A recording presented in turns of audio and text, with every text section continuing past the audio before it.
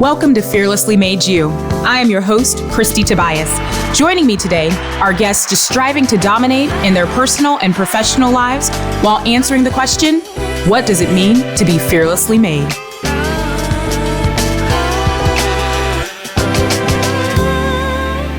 On this episode of Fearlessly Made You, I am super pumped to have two guests with me today.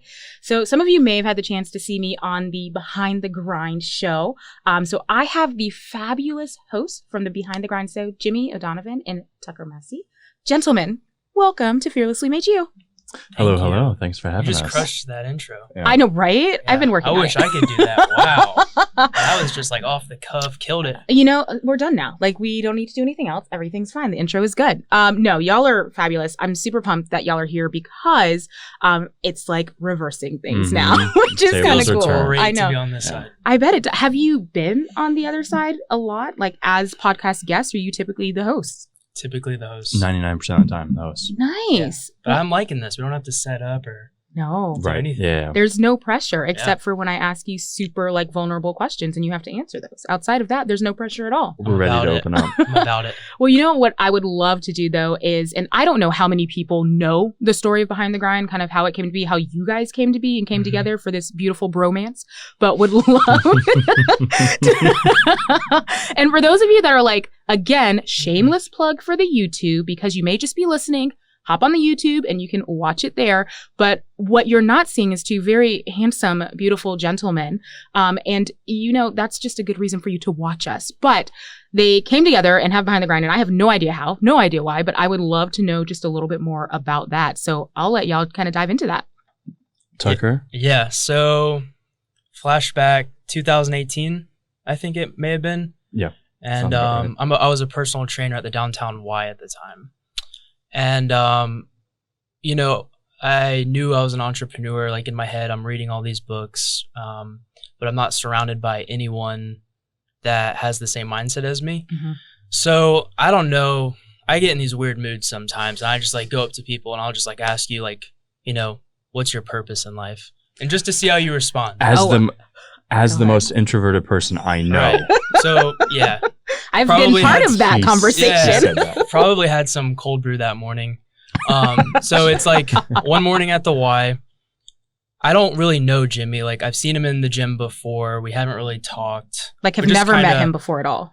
Never really introduced. No, just like a nod in the gym. You Pensacola know people. You Pensacola know everybody. Yeah, right. That's true. But you've never met them. Yep. No, I get that. That's the situation. So I'm standing at like the trainer desk and he's like going to rack up dumbbells. And I looked at him and I said, what do you want to do with the rest of your life? That was your lead in? That was just the straight up question. Romantic. Mm-hmm. Yeah. Just right in, no wine and dine, just straight up.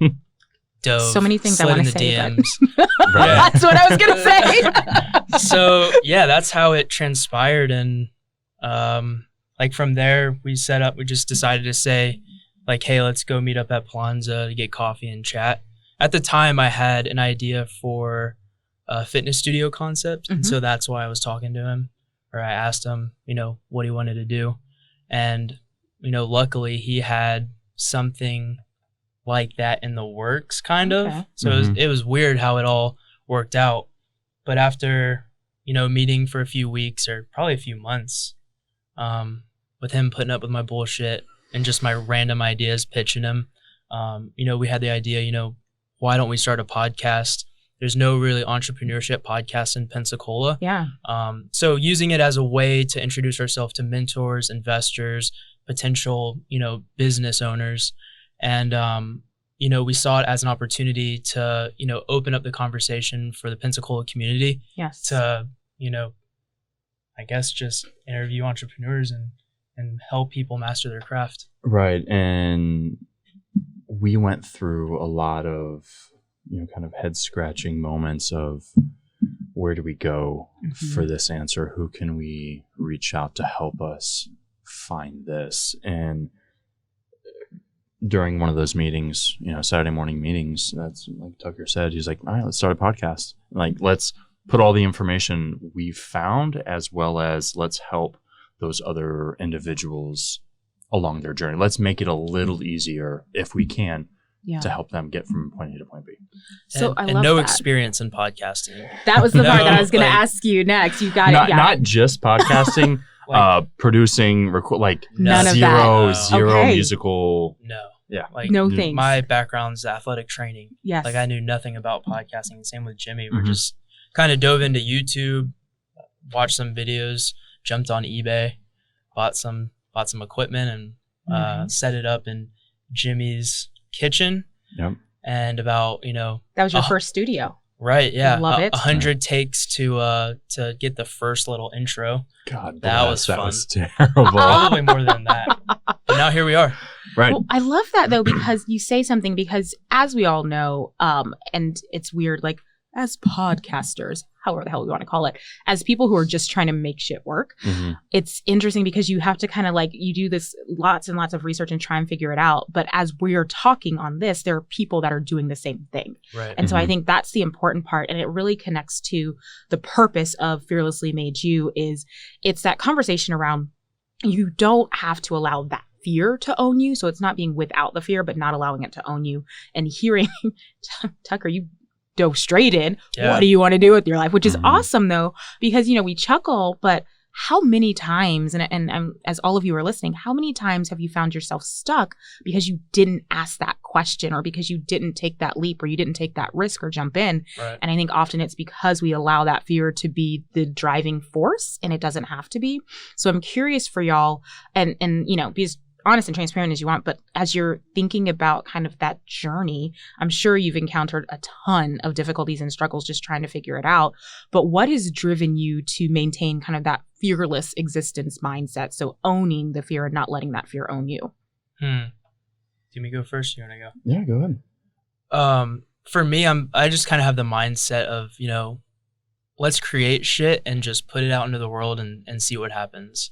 So like not even having the chance to be, to be scared or Yeah. to, let someone else's opinion like take control of what you're going to do. Yes. So just let's create something. If you create, whatever it may be, you're doing a lot more than most people. Yes. Right. And so let's just create something. Let's put it out there. Let's see what the feedback is. Let's see what the market says and pivot from there if necessary. How about you, Jimmy? The realization of you're going to fail at some point. Mm-hmm. You can't get around it. There's no avoiding it. So failing early when you have less to lose. Failing often, but failing forward. Learning from each failure. As we've encountered some technical difficulties here. Yeah. Tucker and I had the exact same. Yeah. Early on with the podcast, and if clearly we had no clue what we were doing, but if we would have gotten lucky the first 8, 10, 12 episodes and felt confident based on luck, and then failed at that point, we would have, again, failed at a larger scale. Yes. So that kind of goes in hand with just being vulnerable. And, to touch on what he mentioned of, let's just put shit out there. We can't overthink it. Yep. As much of perfectionists as Tucker and I are. That first part of your answer was beautiful. I just want to say. Thank you. Yeah, that was. And the romance continues. I almost shed a tear. I Fail did. There was fast, one. I fail- put it back in, but I shed one as well. But fail forward. It's good. It was powerful, but It it's was. true. Yeah. Motivated. Yes. It's the first time in a long time he's complimented me. But Hold that's the relationship we have. Hold it in your heart. And I kind of lost where I was going there, but You were talking about the fail fast and fail forward. And as you're, it's kind of a good thing you lost, because I want to kind of touch on that. Mhm. So there's something we talk about in the corporate side of my world that I think resonates in everything, is the respect the failure dialogue and conversation, which is a lot of kind of what you said. And I think it was so beautifully put, to piggyback on Tucker's loving statement.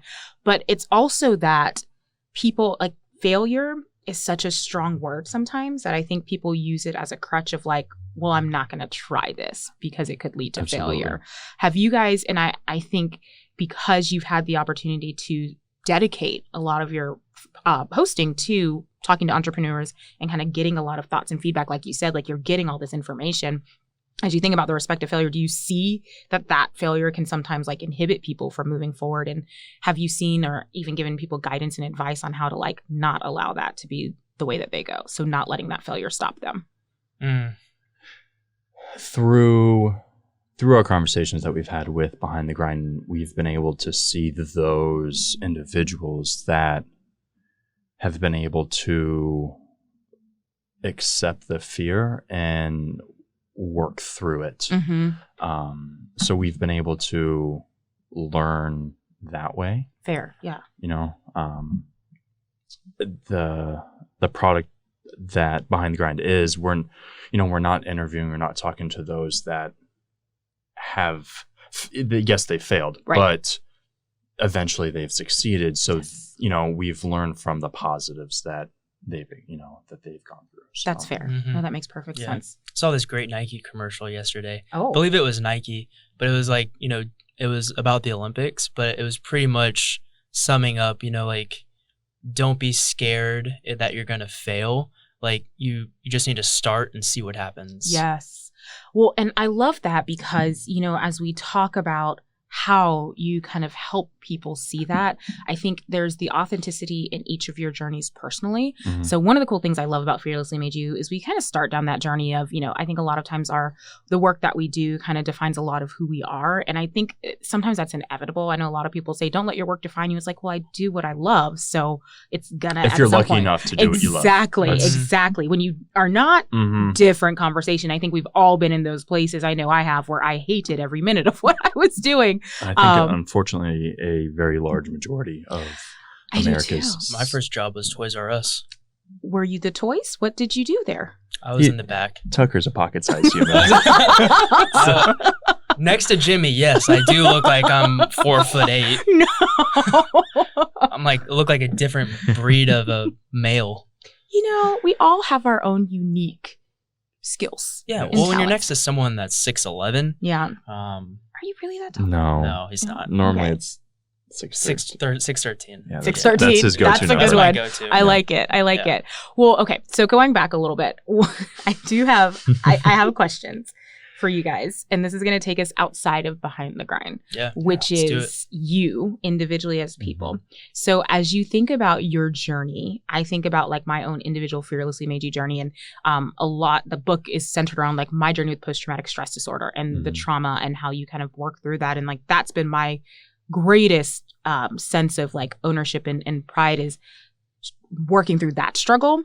And so for each of you, I'd love to know, as you kind of think about your own journeys and what's brought you here. And yes, you've talked about like, it was, you know, a lot of work to get to this place in your career, but individually that takes a lot of being able to stand up authenticity on what you love and who you are.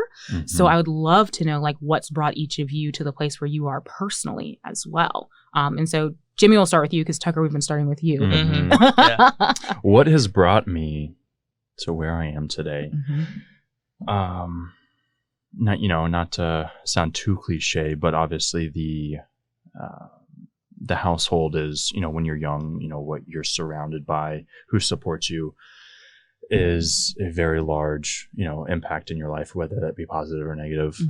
So 100% my mom. Yes. You know, growing up, single mom. And as a kid, you never, you know, ignorance is bliss. And I can certainly say that as I now have a 9-year-old, you know, everything is fucking cotton candy and, you know, blue skies, you know, back then. But it, you know, once I became a parent, it was like, damn, Mom, like, thank you. You went through shit. Yeah. You know, so luckily being able to, she certainly set certain morals, you know, and mindsets that I was certainly able to use to start off with. But the athletic side of me, not so athletic side of you? Is that what you meant? But just like the competitiveness. Yeah. And Oh, yeah. and it's not the competitiveness on the field, but that kind of carries into just life. Yeah. Unfortunately, very, very prideful. Mm. That can hurt and help. True. But having very high standards for what I do and the product, the quote unquote product that I produce in the workplace. Yeah. Right. So always expecting more out of myself. And never wanting to settle or celebrate what I have has always kind of instilled that fear in me of, okay, when you celebrate what you have, like when I celebrate, will I now kind of plateau? Mm-hmm. Will I be okay? I am okay with what I'm doing, and then I slow down. Yeah. Right. So wanting to acknowledge, your accomplishments. Yes. Definitely pat yourself on the back when needed. But continuing to grow. And I think when 2018 rolled around, Tucker asked that question. Surprises. Right? Tucker asked that question. It was a door that opened as I previously was working on a project that door was closing. Yeah. And that door opening with Tucker helped me continue progressing, Yeah. I love that because there's a vulnerability in what you're saying of what I hear, and I'm sure what others may hear as well, especially those that can relate to your journey, is there was something that was instilled in you very early on in seeing your mom, right? And that work that she did for you. Absolutely. And it's interesting to watch that progress as, and I always use the phrase like as a grown-ass person, like, and now I have to own that. And so as a grown-ass person, that's my responsibility. And you've got that more so even with your kid, but then it's like, but then I have to also, identify what does that mean for who I am and what I operate under. I love that. Tucker, no pressure, but Yeah. but I'd love to know, from you too, kind of what is it that has kind of brought you here? What has that looked like for you? I turned 27 next month. Congratulations. Thank you. Yes. And 26 is the first year that I feel that I'm finally scratching the surface of who I am as a person, my purpose, my passions, and actually like looking into those things.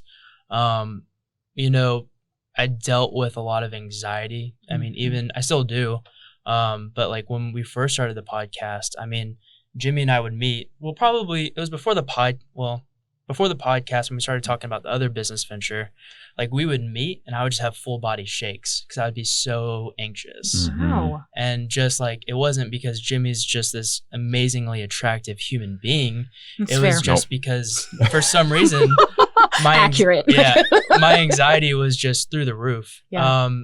And dealing with insecurities and everything that guys like us don't want to talk about. Yeah. So just like digging into those things, listening to other people's podcasts, getting free therapy advice. There it is. No, just kidding. I mean, it's But true. yeah, right. But no, yeah, just like starting to, I don't even know if this is answering your question, but starting to like look inside and just really seeing who I truly am. Yeah. And where I want to go in life. I think that is where I'm at. No, I love it because there's something that you asked me and then like kind of bridged off of when I had the chance to be on Behind the Grind, which was like, what is purpose or what does that look like? Right. And it was interesting because as you said it, you were like, as a qualifier, like I'm still trying to figure it out. So it's interesting when and again, there's the Pensacola community, like we know each other and see each other and watch each other progress without really ever like knowing people and having that relationship with you and kind of seeing from there. And like, as you're talking about that now of like, I finally feel like I'm kind of figuring that out. Like that alone is a progression that I think is really important. I was having this conversation with a friend recently is oftentimes we think that moving forward or getting to this place of, authentically being okay with ourselves has to be like this big jump or leap. And it's the small things, and it's acknowledging those small things.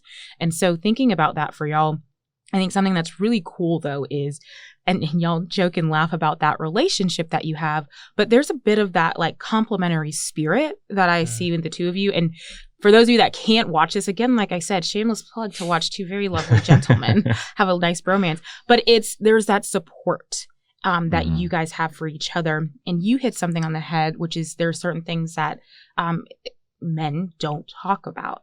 And sometimes that support and that need for each other is something that men don't talk about. And so I'd love to talk about that a little bit, which is that relationship y'all has built over time, of course. But there's something beautiful about seeing it authentically play out that I think other people need to understand, like the why behind and why it's so important for y'all to have that complementary spirit. So I'd love to kind of dive into that just a little bit. So whichever one of you wants to start. Well, that's an interesting question. I know. You're welcome. I think what makes us a good duo is, we can have a tough conversation about where the podcast needs to be or where something on the business side of things needs to be. But then after the conversation is over, we can go back and I can talk shit about the Red Sox and how garbage terrible they are. So things have just gotten heated. I'm going to sip my champagne. So just, for me, I guess I've turned into the type of person like, if we need to have a conversation, let's just lay everything out on the table and talk. And a big thing that I'm about is putting egos to the side. Coming from being in the training and strength and conditioning world, there's huge egos in gyms. And like for me, it's like there shouldn't be, egos don't need to be there. Like, it doesn't matter who you train, where you train, we're the guides, going off of Donald Miller, building a story brand. Like whether it's me helping you, me helping someone that's in the gym or listening to the podcast, I'm not the hero in the situation. I'm the guide. So just placing myself as that and viewing it that way, I think that helps with our bromance. I love it. And that's beautiful though, because that's real and that's really honest. But I like that you kind of bring it back to the world that you were in and what you don't want to see as part of the world that you're in now. What about you, Jimmy? As well, kind of not to copy what Tucker said, but certainly to touch on it, 100% communication. You have to put those pride and ego aside and focus on the quality of conversation and the way we communicate. But that goes for any sort of relationship. Yes. But it's very much, obviously for us, it's important in this business relationship that we have. And in every aspect, Tucker and I are polar opposites. Besides me being more athletic than him, we both have, and super competitive. Yeah. I thought I was the most competitive person I ever met until I met Jimmy. Wow. It's a little terrifying. Yeah. I'm so curious as to how that happened. I can certainly second that. We played disc golf a few weeks ago. Not to segue, sorry. But this was Jimmy's first time playing. I've been playing for a few years now. Car ride home. Oh, no. He didn't talk. Did you not do very well, Jimmy? No. But the first time he played. Again, if you're not watching, the faces right now could just launch a million conversations. He's still pissed that he lost. I felt the anger coming through. You okay? No. Do we need a moment? When we get back out there, I'll be better next time. Okay. He's been watching YouTube videos. Right, yeah. You can learn anything on YouTube. Have you really been watching YouTube videos? We can answer that later off there. But back to what I was saying of, Tucker and I are polar opposites. Yeah. And I think and I feel in a business relationship, that's what you need. And because if Tucker and I were the same person, we would obviously specialize in the exact same thing. Right. And there would be that void that would be that much bigger. Yeah. And that kind of ties into the pride and ego where coming to the table, I know I am absolutely shit at marketing. He's the creative one. Like, ask me to design, I'm just going to call my son and be like, yo, Malachi, I know you're 9, but can you draw something up? Like, that's just who I am, and I know that. Yeah. So I have confidence in what Tucker's abilities are, and I am comfortable enough to say, I'm not good at this, Tucker. I need help. I need you to do this for Behind the Grind, or for, whatever. And Tucker doesn't want to sit there in front of QuickBooks on the computer and look at numbers. And I enjoy that. Really? And so it's one of those. He's a weird one. We all have our skills. Let me not give one more benefit than the other. There's benefit in both of those. Exactly. Like you said. Oh yeah. For sure. But you run the gauntlet of, the things that you need to be able to do within a business, back end of the business, or, business in general. Yeah. And it's a very clear cut line of what I'm good at, what Tucker's good at, and that meshes very well. I love that because it's the honest truth. I think sometimes there's that conversation about like, I don't know, there's like, don't get in business with people that are family or friends, be mindful of like what you need. And I like fully support that because I think there's a certain level of closeness and bromance-ness, as we've shared, that you guys have, but there's the ability to critically be honest and like throw it out there. And like you said, like let egos aside. There's a little bit of risk that happens when you have really, really close relationships with someone, because there's that, I don't want to hurt your feelings. Like I'm so invested in that. And then also I have to see you like in 5 minutes in bed or something like that. Right. And so it's interesting. I love that. I think Thanksgiving dinner comes around and you're fucking SOL. Yes. Meanwhile, you don't have to see him for Thanksgiving or Christmas or any holiday. At the end of the day, we're not friends. So we have just hit a new side.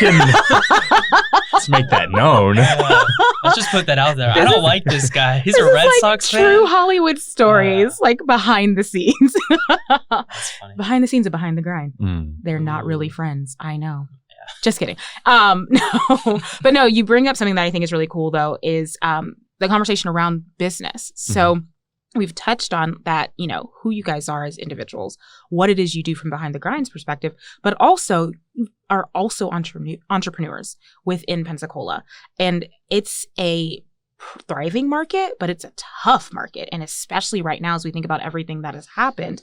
And so I always think about what are tips and tidbits and feedback that we can give to people in the community who are thinking about, well, how do I build something that is new, or how do I build upon something that maybe I've done for a while, but I never really knew how to turn it into a business. Like I'd love to get y'all's thoughts and feedback on that, because there's tons of people that are like listening and like trying to get that info, especially right now. We see a lot of people who've, ended up having to go into totally different industries because they may have lost their jobs during COVID. And it's just an interesting time, but I'd love to get y'all's thoughts and feedback on that. Yeah, absolutely. For those that are in Pensacola, take advantage of Pensacola. Like we are in one of the best cities to start something. You have obviously, what are your closer cities? New Orleans, Atlanta, and then other down south, Florida. You have all this competition, so it's harder to start. But in Pensacola, we love to support local. Yeah. Right. And it's as easy as hopping on your phone to find out what those in the bigger cities are doing. We're on our phones 5, 6, 7 hours a day. Use that to be influenced by new trends, new products, and introduce something new to Pensacola. You don't be a fucking asshole about it. And Pensacola's gonna, support you. Yeah. But that's true though. Yeah. No, you're right. It's just the age in which we live in. Yeah. Utilize what you're already doing. And you just have to, Tucker, what do you say? You can't be half pregnant? Can't be half pregnant. You just have to dive in. You just got to dive in. I have had lots of moments on this show where I've had questions about things people have said, but few moments where I just have to think. Right. That's a good saying when you have a day job but have a side hustle and you're going back and forth between the two. Yeah, you're not wrong though. I didn't come up with that though. No. That was from someone. I can't remember whose it's from. I've heard it before. I just don't know where from. But my face is like, there's absolute truth to that. Mm-hmm. Like, it's true. Mhm. Like, you have to kind of be all in. Right. And you're right, Jimmy, about the Pensacola community. It's it is a hub. When Mhm. you have made a connection, that connection leads to 6 others, which leads to 6 others. And you're able to really embrace that. And I think, too, a lot of people who have come here or been born here and left and came back and see the changes and the vitality that is the community, I think sometimes we can take that for granted living in it. So I think that's a really great point for those of you in the Pensacola community thinking about that, like embrace and tap into the community resources. Tucker, what about you? What are your thoughts on how we can help provide tips and feedback for people on building their own businesses or thriving?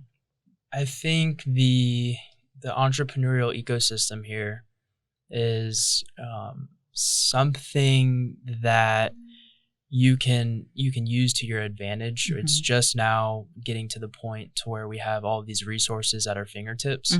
Mm-hmm. We have the type of community where it's a smaller community, but it's not so big that you could go into, maybe a potential competitor's business and say, hey, how'd you get started, Mm-hmm. whatever, and not look at them as competition. Right. And I think a lot of businesses, as a trainer, if I go into another gym to ask them, how it was starting their gym, a lot of us, we don't look at each other as competitors. We look at each other as collaborators. Yes. I like so that. So I think, don't be scared to go knock on the door of someone who's doing what you want to do.